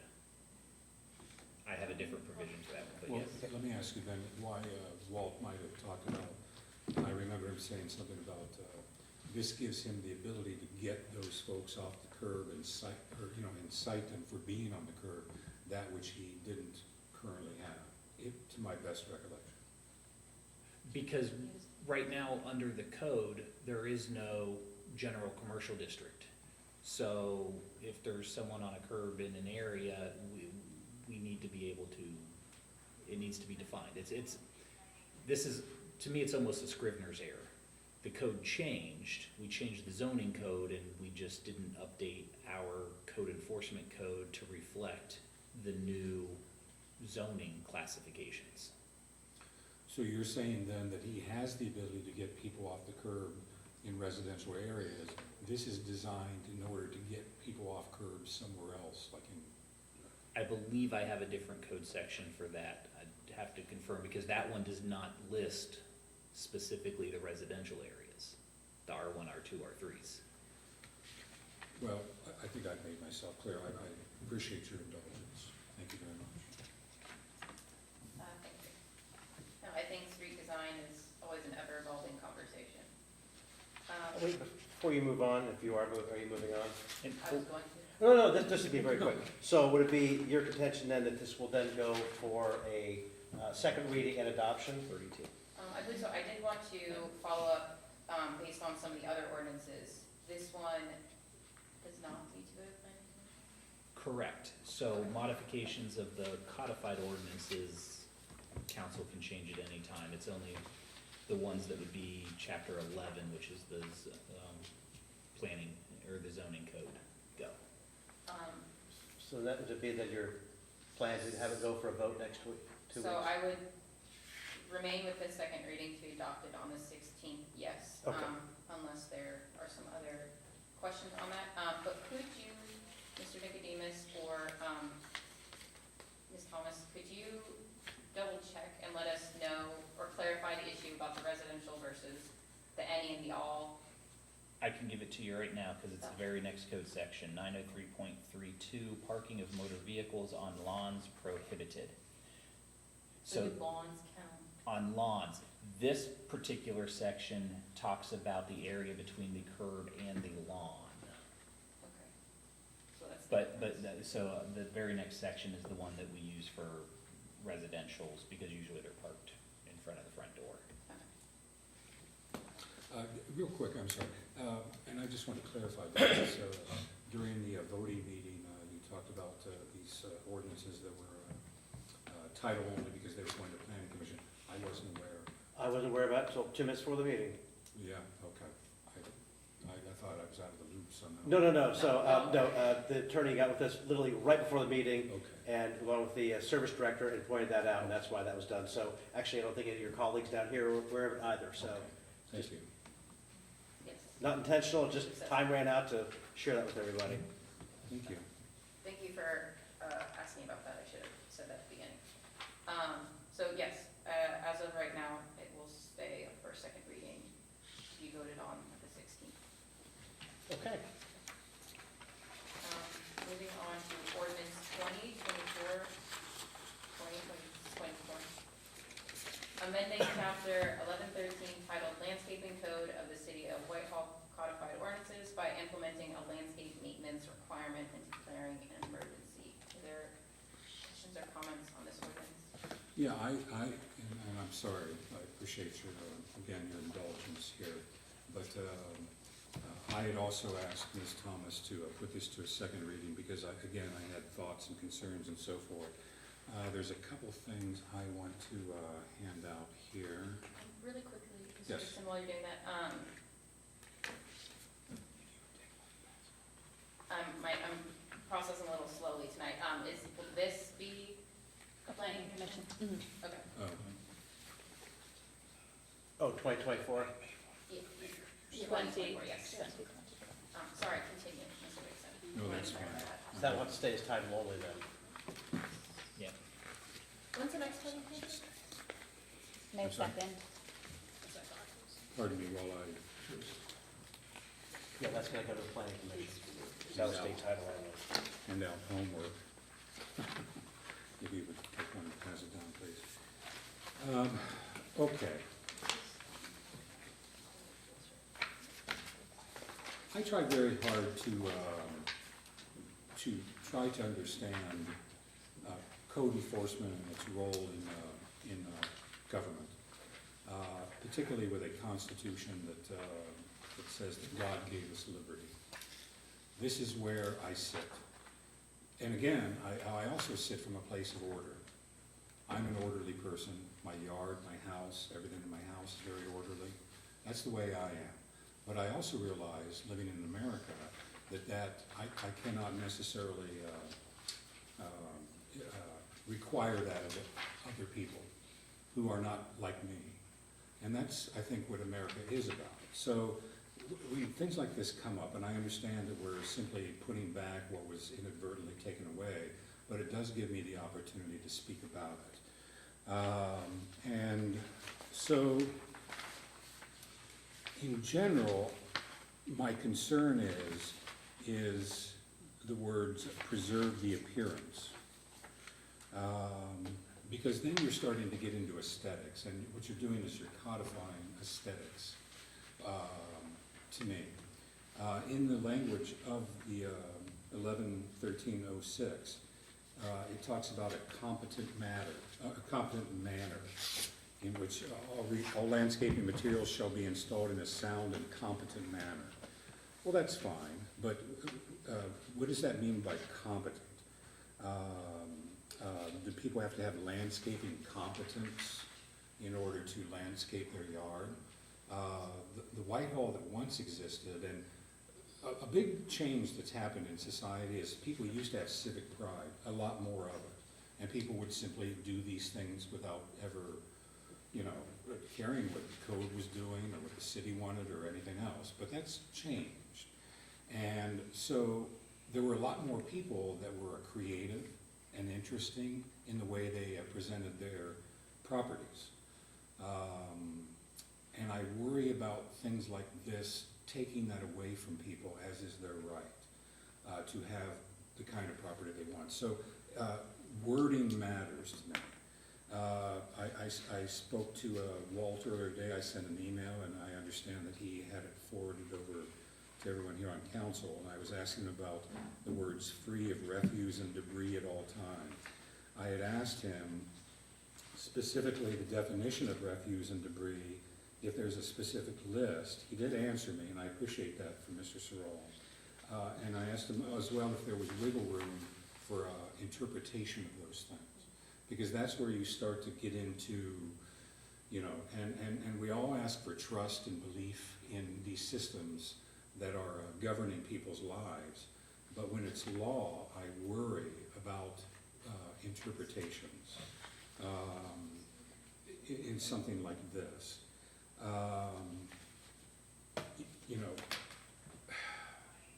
To me, sometimes people have artistic bents with their property, and they like to do certain things that perhaps the city doesn't like. Perhaps the city doesn't, or has something against it in their code. A couple years ago, and it probably still exists, there was a code against artificial flowers. I knew people that had gotten dinged for that, and I knew people that had them out that weren't dinged for it. And the thing is maybe someone can't afford real flowers. Maybe someone has arthritis and can't get out into their yard and plant things. And maybe they put things out like artificial flowers because they want it to look pretty. And that's what they're able to do. So this is where I'm talking about the realm of codifying aesthetics. And my concern as well with it is that sometimes people have artistic abilities, and maybe they put something out there that is not within code, but is artistic. And I know that, I don't know if I know, but I feel that art is a part of the First Amendment, free speech. That's my understanding of it. And so what do we do about things like this? It concerns me when we're codifying aesthetics. It's one thing to say, you can't do that because it's going to harm another human being, which is life. But what about the person that does put artificial flowers in, or thinks that putting a display of some oddity that everyone else scratched their head over in their yard that they like, and is stating something that they want to state as part of their landscape? This is where I sit with this. So, One of the things, and I'll come back, pardon me. well, how do you look at that then? If you're saying you don't understand, like if it's put into law, and people have the right to express themselves, I have an arts background, I'm all for that. If the person across the street from your house does something to their front lawn that you despise, that you don't want to look at, then how do you handle that? Does that make sense? Like if you're, it sounds like you're saying that it shouldn't be so limited, but if the person who is next to you does something you don't agree with, there's no law, then or should people just be allowed to do whatever they want? Well, I think the answer to that is tolerance and respect for this country and for the differences that we all bring to the table of our communities, society, et cetera. And there's been many things I didn't like, but, to my recall, I didn't do anything about any of them, because those people have rights just as much as I do. And maybe they don't like something I'm doing, but I've got my yard, I've got my property, and I'm responsible for it. What I do with it, I think, is within the purview of my God-given liberty.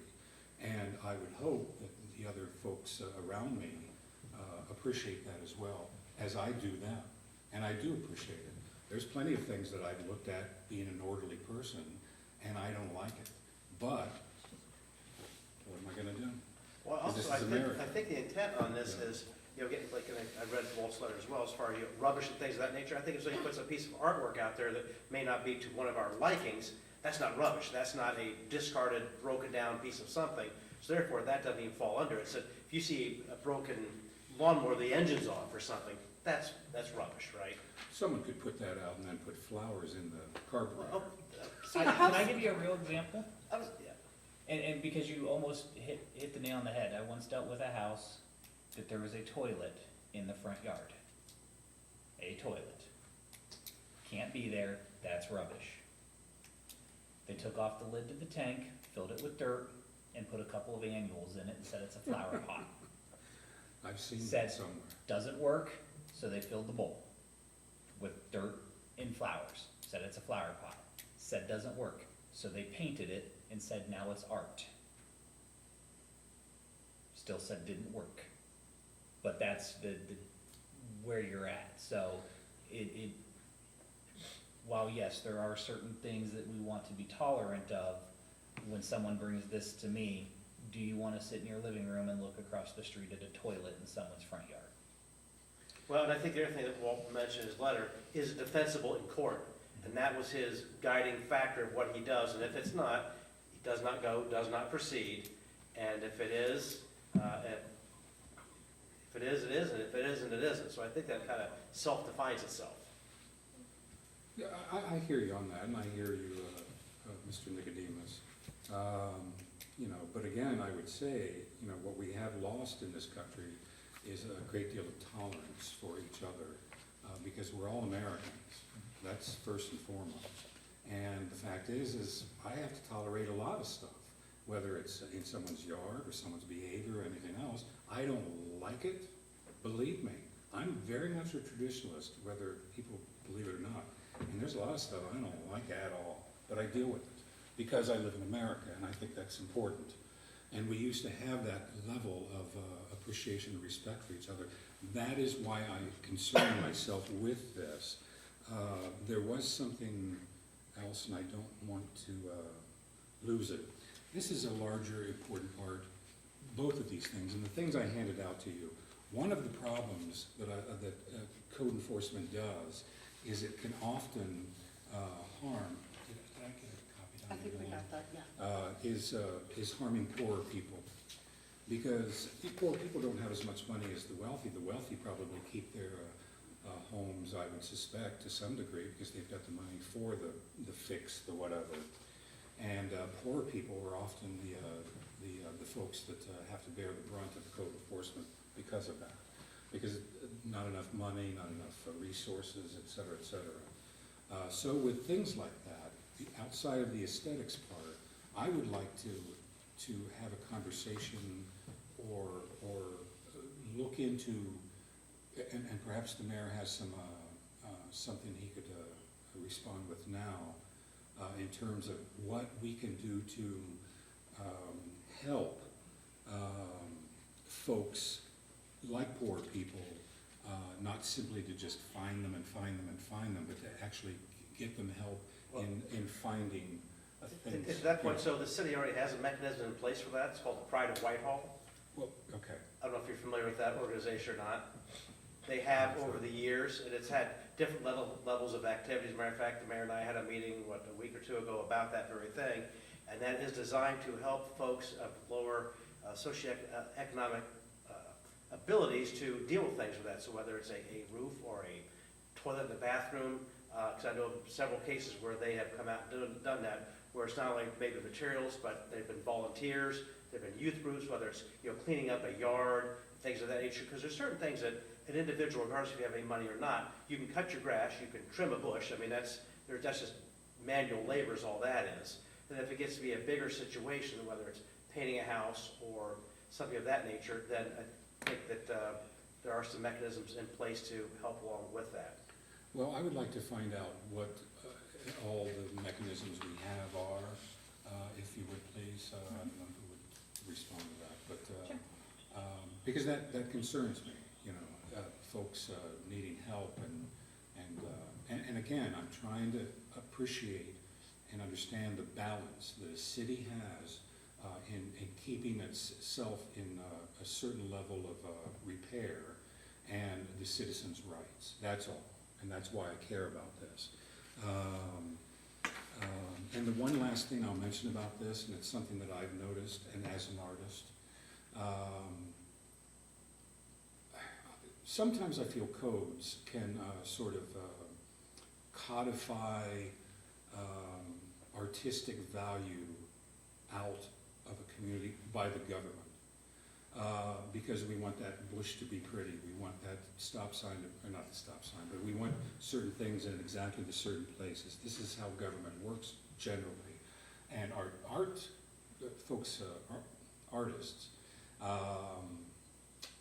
it can be crazy. It can be, not of the norm. And I worry that government codification of everything can sort of bleed out and bland down that natural spirit of the artist to create and make a vibrant, truly vibrant, exciting, interesting city. Because that's what I want Whitehall to be. And I don't want that to be hampered, because I know Whitehall cares about art because of the things they've done here and there, but that doesn't necessarily mean that's the artist's viewpoint. And that's what I concern myself with. Whether that's a topic for discussion or not, I'm not saying. But I just wanted to state that I worry about true spirit of the artist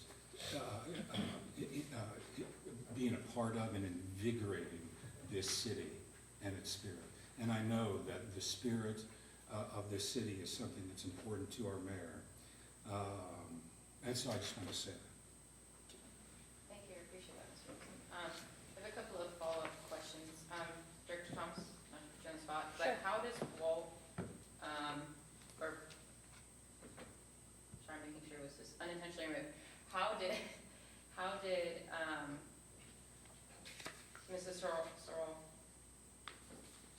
use this, or what did he enforce with this code? Does that make sense? I don't have it in front of me, but I assume it is the trash and the debris. That is the big one that that's where it really hits. Yes, the refuse and debris. That's the highlighter right there. That's what he needs to be able to enforce. And and not to discount anything that Mr. Dixon is saying, but that's really what we need to focus on, is that it's not about art or your bushes being in a shape of a heart or anything like that. It's to keep the trash and the refuse and the debris out of your yards. And I will say, I've lived next to a home that has been full of debris. At times, the people behind us had to put up a fence because they could not be in their backyard. It was so awful, and I spoke to Walt about this several times. So that's my concern, is if they want to put up art, I don't care, you can put art all over the house, outside the house, that doesn't bother me. But the orderly, the debris, the trash, like that is not something, that's not being cordial and respectful to me. That's not art. That's not art. And so I think there has to be that balance where you can, I love people to have their own expression. That's not a form of expression. That's not bringing anything into the community. Nobody would want to move in next to a house that looked like that, and no one wants to live next to something like that. Absolutely. I'm sorry. Oh, to follow up on that, it seems like maybe the language here, maybe is there some way we could collectively modify it? It seems like the language that is the most, I don't wanna say conflicting or disconcerting, but it's the word I have at the moment. Things like, keep them in a proper, healthy, neat, orderly, proper maintenance. I mean, if those are the words that we feel are inching towards aesthetics and something more similar to HOA, like controlling aesthetics, is there some way we could revise this so it is focused on that free of refuse and debris? Because I hear what you're saying, Mr. Dixon, and I absolutely agree. I have my push and pull with code enforcement sometimes too, because I do want to be free to do what I want to do, but I also don't want to live next to somebody who chooses to treat their backyard as a landfill. But so what could we change in this language to move away from that focus on aesthetics? Because if he's using it to 99% of the time just enforce the free of refuse and debris, I think that's very valuable. How can we modify this to focus on that? Well, I would say, was that just a statement?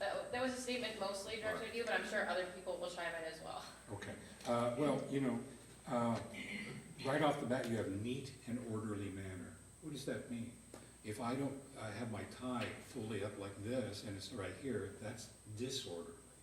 So there we're talking about, what does that mean? And maybe I choose to plant my flower bed in a odd shape or something that's not exactly neat and orderly.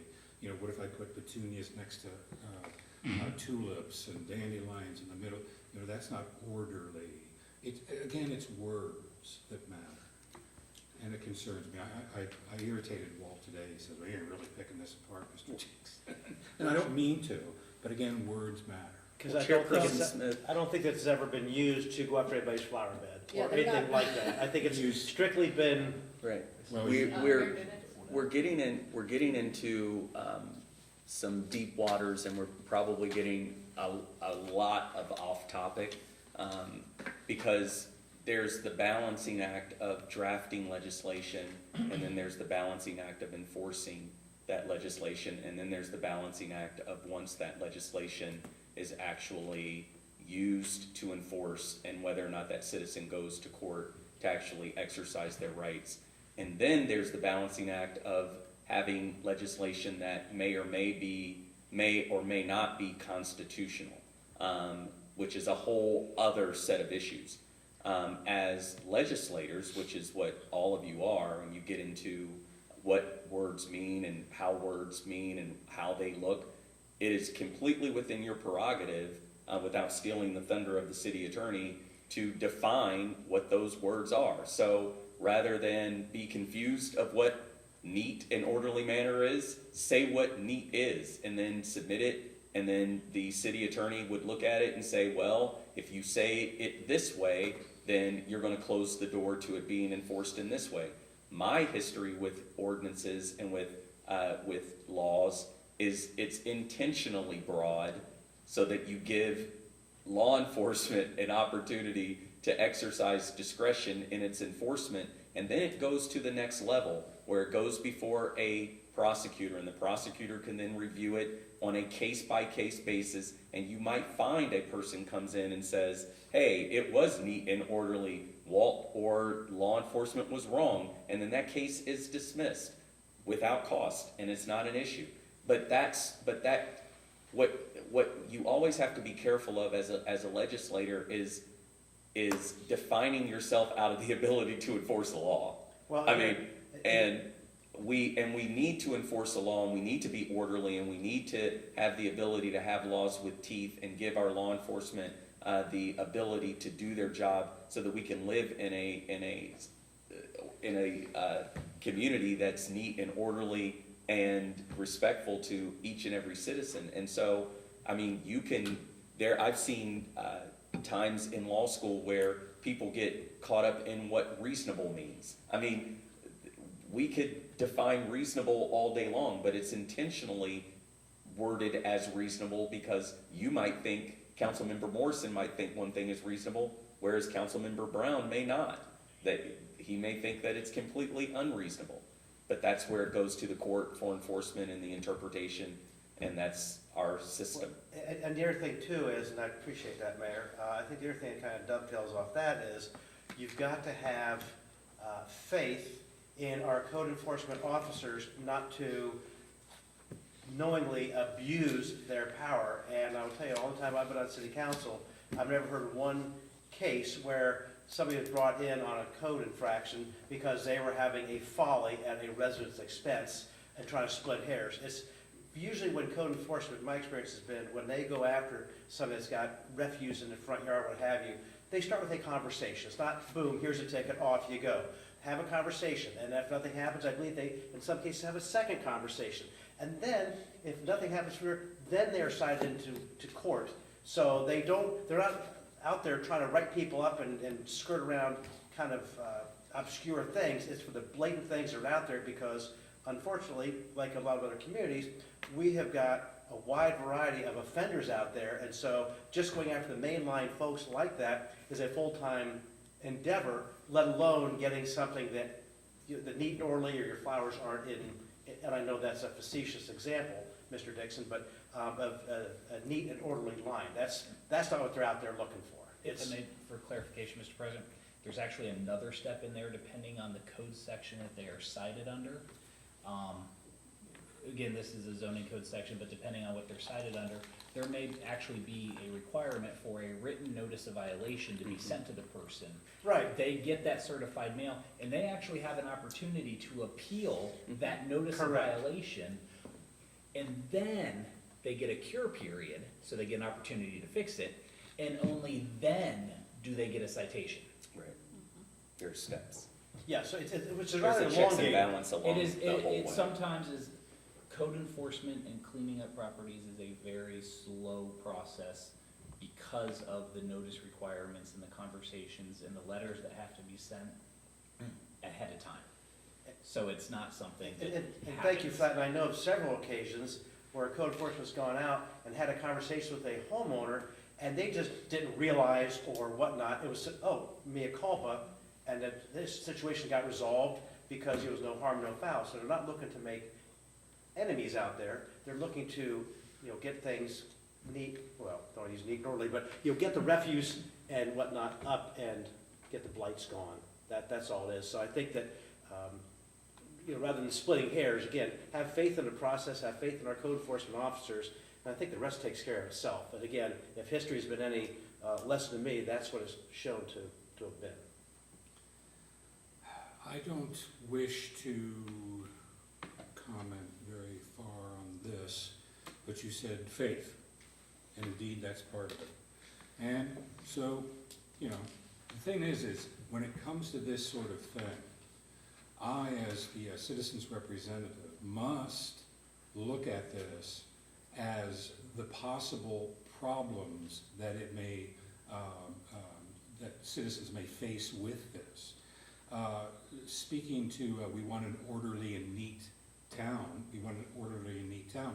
What I also want is a town that respects everyone. And people have a God-given right to not be neat and orderly. This is the Constitution I swore to uphold. So the thing is you're neat and orderly, great. I love it, personally. You're not neat and orderly, or you're whatever. That's just something I have to live with in a country called America. And so, the thing is I want to take out neat and orderly manner. Ms. Smith, we can talk later on. When I spoke to Walt today, he said he was fine with removing free of refuse and debris at all time. My problem was not with that particular phrase. My problem was with its interpretation, because in the past I have noted myself personally, long before I was a council person, how certain things in people's yards that the citizens spoke with me about were either given notices or whatever that, you know, that go into the definition of rubbish and trash, et cetera, and the interpretation of such things. And that is what concerns me. We can have all the faith in the world and say, have at it, do whatever you want. But I, as a legislator, I, as the citizen's representative, must question it when it has possible ramifications to people and their liberty and their right to be respected in this community. Have you got any examples of when that's happened? I don't wish to discuss it here now. Oh, okay, well, I was just looking for some. No, I appreciate it. If I can though, just so you know how it works practically, when Walt has one that is questionable, he sends it to me and has for years. Hey Brad, here's what I have at this property, here's the photos I have, can I charge this or not? And I'll tell you, and if he were here, he would tell you, there are plenty of times that I say, no, you don't have it. And there are some times where I say, yeah, you have it, and there are some times that it's close. But, you know, I have trust and faith in him, he's making the right call, and when it's close, he wants to know that it's a valid charge. He calls me, texts me, comes into the office, comes into court on Tuesdays with pictures, or emails me to make sure that he's doing it right. I don't want to put words into his mouth, but I know from my conversations with him, the last thing he actually wants to do is have to write someone a citation. Absolutely. So, but when it's there and has to be done, he's done, and when it is that close call, he contacts us to find out, is it okay? Just last week, he sent me one on some, so that's how it works in practice. I just want to make sure we're not a problem in search of a solution. Well, that's it. You know, I've addressed what my concerns are with aesthetics. And I understand code enforcement's right and responsibility and obligation to try to keep this city from being a wasteland of burning shanties. But, however, within that, we must also balance and consider the people. If that is happening, if we can have faith that this is being enacted in a right and proper and fair fashion, that's great. You know, with talking to Mr. Nicodemus about certain things. So what indication do you have that it has not been overwhelmingly that way? Well, overwhelmingly suggests that it hasn't been. That's what we're asking. You You're say- saying it has not been enforced in a way that's honorable and respectful? I just want to make sure I'm understanding what you said. Because that seems like what you're saying. If I'm misunderstanding. Yeah, that was please my clarify. question as well. And then Well- if that is the case, you have to have evidence, right, for anything that we do. Like, we can't, we need information to base that off of. The information comes when I started coming into council and talking with the citizens back in 2009. And all the years hence that I spoke to people. I'm not going to name citizens, I'm not going to name specific instances, but there were issues that I had with code enforcement in this town. Its implementation, or the people that were in the administration that were running it, or whatever else it was. And I think that's been pretty well heard and documented prior to my becoming a council person. Have you had any recently? I'm just curious, like in the last 2 years. I have not had the same focus on that I once had, because now this is my focus. I'm not out there, So, you know. so you would say in the last years, like people haven't, since you've been on council, have people come to you with Yeah, this your specific ward. complaint? In your ward? I'm just curious, I'm just trying to, People come to me with things that they concern themselves with that needs code enforcement's attention, that which I agree with. I have brought this one things. specifically. I'm sorry. This Or any specifically. abuses. Yeah. Well, abuses, but also this one specifically with the, I didn't use that word, abuses. okay. I said I was concerned about Overarching, having a sorry. wiggle room to interpret things. That concerns me. So you've had that in the last 2 years, people have come about the lack of, that's what I'm asking. People have come to me with issues they want code enforcement to attend to. Okay, so, as have I with Walt, but I have not had anyone coming specifically to me, nor have I entreated them to, about issues or problems that they are having with code enforcement. Sorry, thank you. And that may have been something in the past that no longer exists. I'm just saying that, again, this has to do with aesthetics, the Constitution, people's liberty, respect for each other, administration, the city's right and ability to have a decent, reasonable town, and everything that I've already spoken about. That's what it is. And So I would these are contend things I that have to we've weigh. got that, but Yeah, no, I was just curious. Thank you. It's just my focus has not been the same as it was before I was on council. I appreciate everything you've shared. I do, since this is one of those ones that have to go to planning commission, we have a bit more time to discuss this. This one is? yes. Yes, So, so I would like to follow up, if there's ways we can talk with Walter, and understand how he's using to enforce it, there's ways we can change to move ambiguity away from it while staying within our legal means. I've learned a lot tonight.